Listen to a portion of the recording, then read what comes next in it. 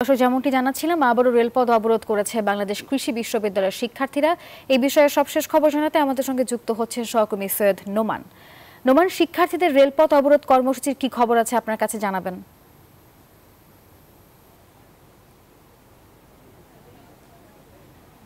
ধন্যবাদ। কিছুক্ষণ আগে কিন্তু রেলপথ অবরোধ কর্মসূচি আবার শুরু করেছে এবং ইতিমধ্যে কিন্তু ময়মনসিংহগামী একটি ট্রেন, বলাকা কমিউটার ট্রেন, সেটি কিন্তু গফরগাঁও আটকা পড়েছে।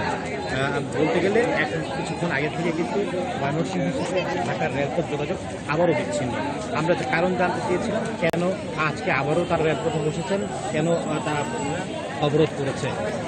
তারা যেমনটি বলেছে যে বেলা 2টা পর্যন্ত তারা কিন্তু আজকে প্রশাসনকে 6 দফা দাবি সময় দিয়েছিলেন।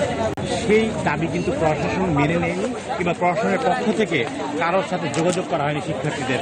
সেজন্যই কিন্তু তারা কিন্তু আসলে রেলপথ অবরোধ করেছে।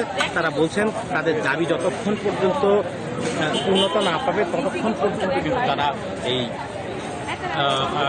আন্দোলন চালিয়ে যাবে।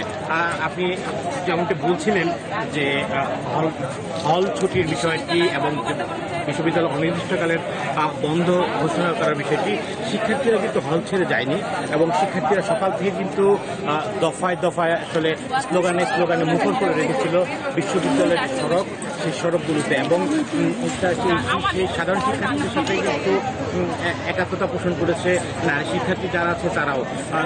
সকালে শুরুর দিকে কিছু নারী শিক্ষার্থী